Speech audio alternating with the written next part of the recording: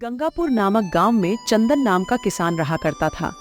चंदन बहुत ही मेहनती था, इसीलिए चंदन की मेहनत का नतीजा था कि चंदन को हर साल उसकी फसल से मुनाफा हुआ करता था। अब की बार भी चंदन की आलू की खेती में उसे खूब मुनाफा हुआ था। अच्छी आलू की खेती होने की वजह से एक रोज चंदन के घर एक सेठ आता है। अरे भैया, चंदन कुमार का घर कौन सा है? तनिक मुझे चंदन का घर बता दो, जरा थोड़ा सा काम था मुझे उससे। जी बताएं, मैं ही चंदन हूँ। बताइए क्या काम है आपको? अरे चंदन भैया, कैसे हो? मेरा नाम सेठ मंगल सिंह है। सुना है पूरे गांव में सबसे अच्छी आलू की खेती हुई है तुम्हारी। हाँ हाँ, सही सुना है सेठ जी। इस बार क्या हर साल मेरी फसल अच्छी ही होती है। तो बस उसी सिलसिले में तुमसे बात करने आया हूँ। मुझे ज्यादा से ज्यादा आलू चाहिए था।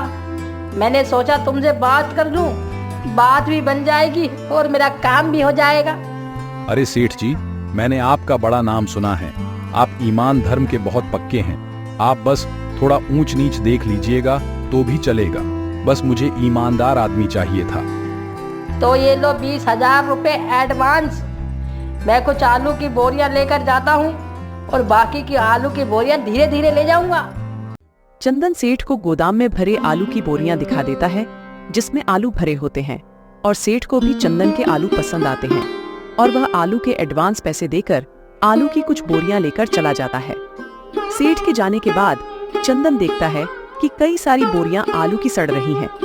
अब चंदन घर आता है और अपनी पत्नी से कहता है, अरे कामिनी, सुनो, गोदाम में जो आलू की बोरियां रखी हैं, उनमें से कई आलू की बोरियां सड़ गई हैं। उनमें कीड़े लग गए हैं। उन्हें तुम हटा देना और वहां से साफ सफाई कर देना। ठीक है जी, मैं खाना बनाकर गोदाम में खराब आलू को छांट कर हटा दूंगी और वहां साफ सफाई कर दूंगी। चंदन इतना कहकर खेत के लिए निकल जाता है और कामिनी काम करने के बाद घर के सामने अपने गोदाम में जाती है, जहां उसे थोड़े बहुत नहीं बल्कि कई सारे आलू की बोरियों में सड़ते हुए आलू नजर आते हैं, जिसे देखकर कामिनी को बहुत दुख होता है। इतनी सारी बोरी आलू की खराब हो गई। ये कह रहे थे कि इन्हें मैं फेंक दूं। मैं अपने इन हाथों से इन्हें कैसे फेंक सकती हूँ? मैं खुद इन आलू को उगाने के लिए कितनी मेहनत कर चुकी हूँ। नहीं, मैं ऐसा नहीं कर सकती। इतना बोलकर कामिनी खराब आलूओं को एक जगह इकट्ठा कर लेती है और टोकरी में भर लेती है। तभी खेत से चंदन भी लौट आता है और वो कामिनी को सड़े हुए आलूओं को इकट्ठा करता देखकर कहता है, लो, इन आलूओं को मैंने तुम्हें फेंकने के लिए कहा था और इसे तुम इकट्ठा कर रही हो। इतने समय में तुम आलू के गोदाम में आलू की सफाई कर रही हो, फिर भी तुमने इन्हें नहीं फेंका। इसमें से बदबू कितनी आ रही है। थोड़ा आहिस्ता बोलो। इन आलू को मैंने इसीलिए नहीं फेंका है क्योंकि मैं इनसे आलू के चिप्स और कचौड़ी बनाने वाली हूँ। तुम्हारा दिमाग तो खराब नहीं हो गया है ना? इन सड़े हुए आलू की कचौड़ी और चिप्स खिलाकर क्या तुम लोगों को बीमार करना चाहती हो? अरे बिल्कुल भी नहीं। मैं इसमें अपने हाथों का बना मसाला डालकर इसकी बदबू को तो दूर कर दूंगी और बचे हुए सारे आलू को मैं तेल में डीप फ्राई करके इनके चिप्स बना दूंगी। तुमने तो जिद ही लगा ली है। तुम्हें जो करना है करो। कल को गांव वालों ने इसे लेकर कोई सवाल उठाया तो मैं तुम्हारा साथ नहीं दूंगा। मैं तुम्हें अभी मना कर देता हूँ। आपको जो करना है कर लेना, लेकिन मुझे जो करना है मैं वह करके रहूंगी।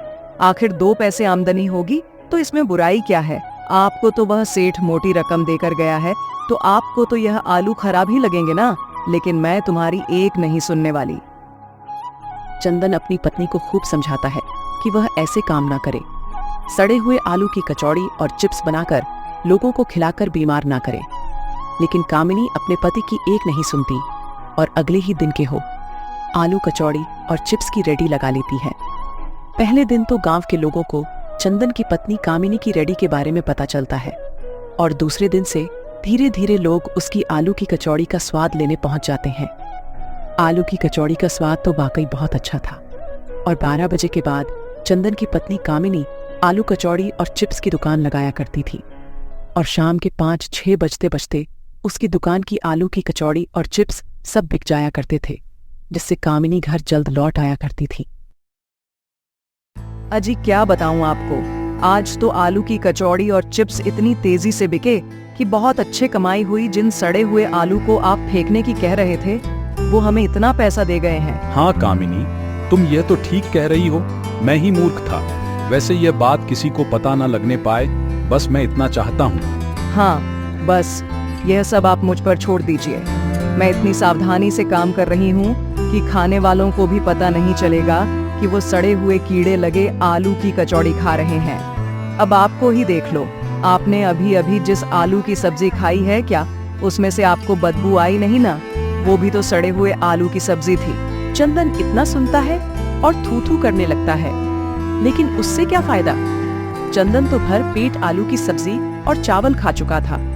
अब ऐसे ही समय बीत रहा था। दिन प्रतिदिन कामिनी की आलू की कचौड़ी और चिप्स में बढ़ोतरी होती जा रही थी।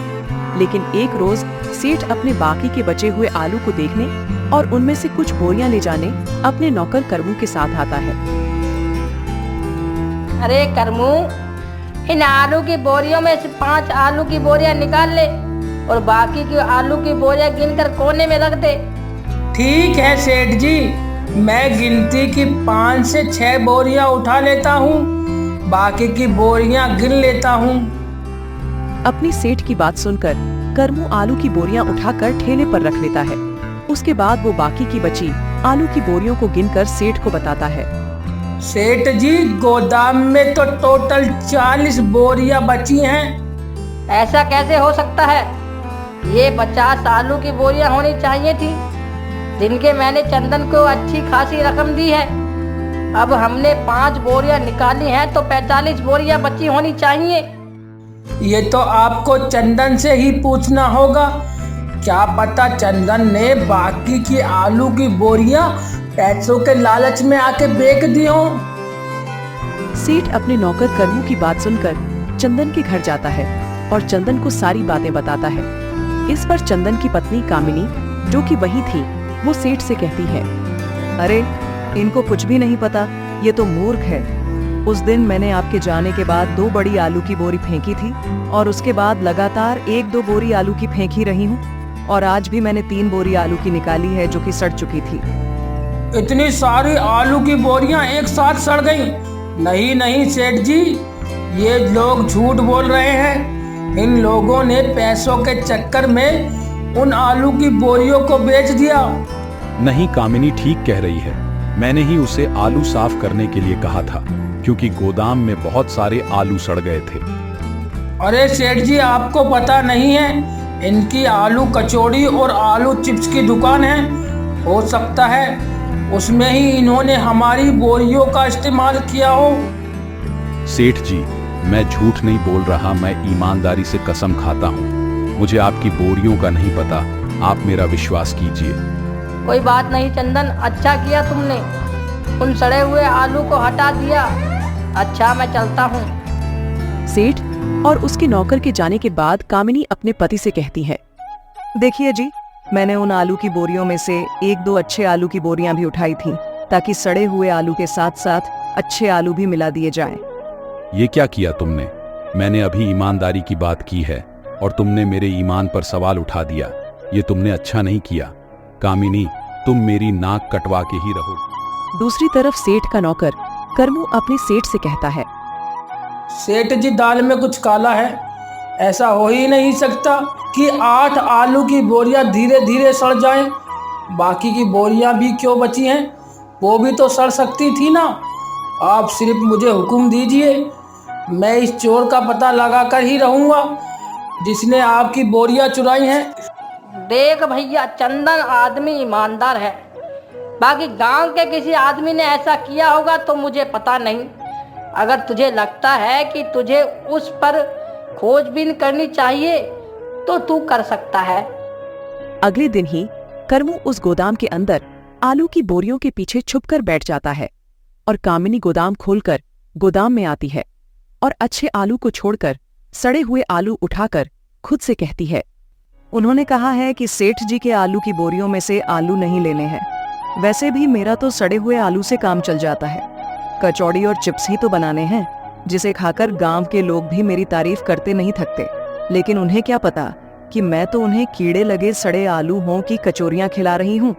उसी वक्त बोरियों के पीछे से करमू निकलता है और वह कामिनी को कहता है, अब तुम्हारी सच्चाई सारे गांव वालों के सामने आकर रहेगी और पंचायत में तुम्हें बिठाया जाएगा।